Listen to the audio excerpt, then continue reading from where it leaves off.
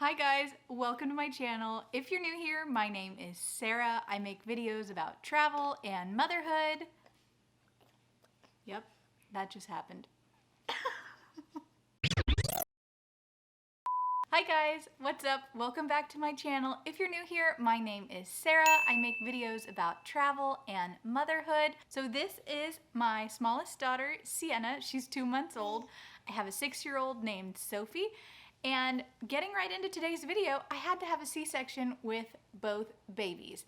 So while I'm not a doctor, I'm not a nurse, nor an expert, I wanted to give you guys some of my tellings of how the C-section went. So I wanted to talk to you guys about what to expect during a C-section and after the C-section is over. So my 2 C-sections actually happened 6 years apart. My oldest is 6, Sienna is 2 months. And I have to say that actually quite a lot, excuse you.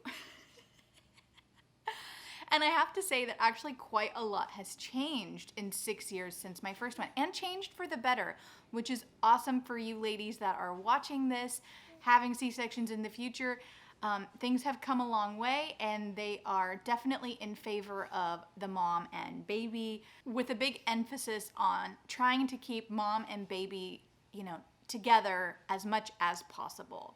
But we'll get into all of that. All right, y'all, full disclosure, I started filming this video yesterday and started and stopped no less than 10 different times. Hashtag mom life. So I'm just starting over again, and we're just gonna get right into it. So on the day of your C-section, you are going to check into labor and delivery, and then you will be taken into like a holding room where you will change clothes, put on your hospital gown, your compression socks, your beautiful hairnet. And this is also where they will give you the IV. One little thing that I want to say right here is sometimes in medical situations, I personally can be really bad about like advocating for myself. I think that the way that they're telling me things need to be done are just the way it is, and I just let it happen. So with my first C-section, I had an IV put into my hand, and it was extremely painful. It bugged me for my entire hospital stay. You just think about how thin the skin is on your hand, and it just wasn't comfortable. I have to say that looking back on my first C-section, that was like the most painful thing, which is so silly considering you're having this huge surgery and the IV is the most painful part. So this time around, I made sure to ask the nurse, please, please, please, if at all possible, let's not put the IV in my hand, let's find a spot on my arm. And they were able to do that, and it was so much more comfortable, and I'm really glad that I spoke up and asked for that. The other thing that's going to happen in this room before you get taken into the operating room is they will shave around your incision. If you haven't done that all the way at home, they'll actually do that for you. And after all that is done, you have a little bit of time with your husband. The anesthesiologist will come in and introduce themselves, and your OB-GYN will also come in and check on you, make sure everything is okay. And then a nurse will come and take you back into the operating room. So if you, like me, have never been in an operating room before, it is a very kind of cold, bright, and sterile environment, as it should be, but I have to say that was a little bit of a shock my first go around.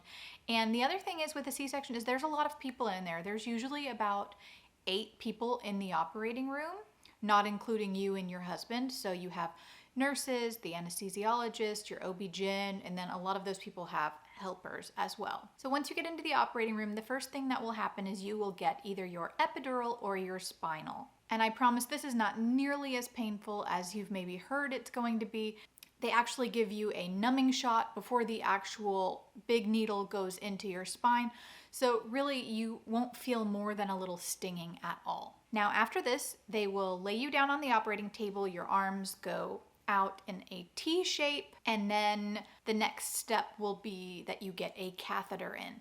And again, this should really not be painful at all, because by this time your epidural or spinal will have started working. So I think I felt maybe a tiny bit of like tingling because my epidural hadn't worked all the way, but again, not painful at all. Then soon after this, your OB-GYN will come in, the curtain will go up, your husband or partner, whoever's in the operating room with you, will take a seat next to you. It's usually like to the left of your head, which is also where the anesthesiologist is. And then very soon after that, it's go time. So I have actually seen some people recently with like AirPods in the operating room, and this is a great way to distract you. I luckily had my husband who was able to hold my hand and kind of talk to me and comfort me during the whole thing. But if you're particularly squeamish, or that like music or some kind of guided meditation may help calm you down, feel free to ask your doctor if this is an option. I think it's really smart to have that available to you. Now, your doctor will then typically tell you, all right, we're ready to go. And the whole process probably takes less than 10 minutes if there's no complications.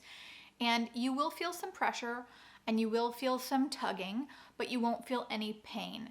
Now, if you think about what's actually happening down there, they're trying to maneuver the baby out. They have some organs and things to get out of the way. So, there is a little bit of pulling and tugging going on, which is weird. So during this time, it's really important to have whoever's in the operating room with you kind of like distract you. And then soon after that, ideally you're gonna hear your baby cry. Now, typically they will hold the baby up for you to see above the curtain, and then they'll take your baby away to get weighed and measured, and all of that happens in the same room. Now, both times with my C-section, my husband has then left my side to go over and watch the baby get weighed, and they're not far away, so they can talk to you while all of that is happening and give you extra reassurance if you need it. So for me, it was very important to try to nurse and have skin to skin with my babies in the operating room. This is something I talked about with my doctor ahead of time, and it's something that I was able to do, thankfully, both times. And just because you're having surgery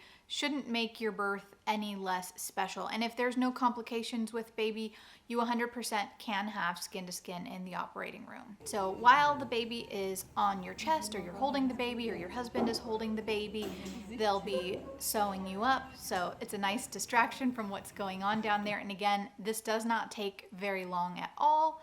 And then soon you'll be on your way to the recovery room.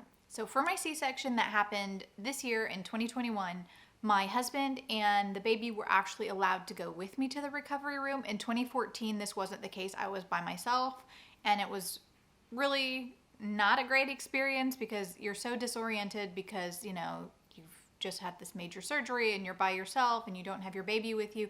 So I think they've really come a long way, that they're really trying to keep, mom and baby together the entire time. So I was very thankful this time around that we were all together.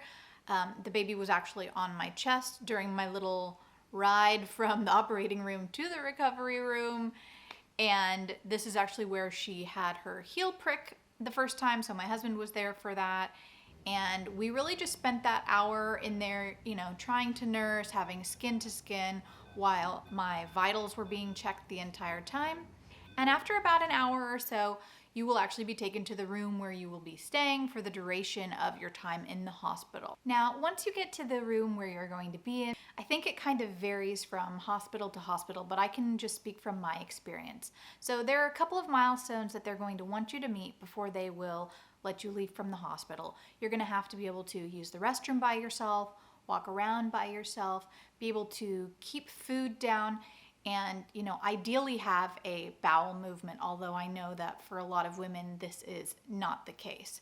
But I do suggest requesting a stool softener right from the get-go, because that will definitely help. Now, you will also meet the nurses that will be taking care of you for your stay, and just be warned, they will be checking on you every couple of hours, regardless if it's day or night. I actually had someone even come to take my blood at like 2 a.m. and I definitely was not expecting that, but it's just kind of part of the hustle and bustle of being in a hospital. The nurses will be asking you every time they come in what your pain level is on a scale of 1 to 10, and this is how they will help you manage your pain. The sooner that you can get up and walk around, the better, but just know that once you're able to get up, they will be taking out your catheter and you'll be having to use the restroom by yourself. So your nurse will go over all of this with you. But once I was able to get up and walk around, they suggested that I actually go on 2 to 3 little walks around the hospital hallways. You're pushing your little baby so that you have something to hold on to, but the more you can move around, the better you will feel. With my first C-section in 2014, they actually didn't have me get up for 24 hours, and it was so much more painful than this time around where they had me get up as soon as I was able. The other thing that the nurses are checking on are your pads, because even though you've had a C-section, you still will be bleeding just like you would with a vaginal birth. Your uterus is shedding all the blood and tissue from growing a baby this whole time. So they'll be checking your pads, changing your pads. Your pads are going to be about the size of a sailboat, just be forewarned. You'll have lovely little mesh underwear to keep those all in place. The nurses will also be pushing on your uterus to try and help it contract and go down and get any clots out that might be in there. And this can be a little bit painful. My C-section was quite early in the morning, so I was actually able to eat something that afternoon and it went well. I didn't feel nauseous or anything like that. Just be aware, if you do start to feel nauseous, just call your nurse so that they can get you some meds, put in your IV right away. Your IV will typically come out after about 24 hours. At least this is how it was in my case. And that just put me one step closer to being able to go home. So the last little thing that I want to mention, this is not C-section specific, but while you are in your room, you will be getting visits from the lactation consultant. Someone will be coming in and doing a hearing test on baby, and someone will also be coming about filling out the birth certificate information. So there's a lot of people going in and out of your room the entire time you're there. So once it's time to go home, even though that's very, very scary, at least you'll be able to have some peace and quiet with your new baby. So I really hope I was able to help you guys better understand what's going to happen during the C-section, after the C-section. If you have any questions for me, please feel free to leave them in the comments below. And if you like this video, please give it a thumbs up and subscribe to my channel. I will see you guys in my next video. Bye!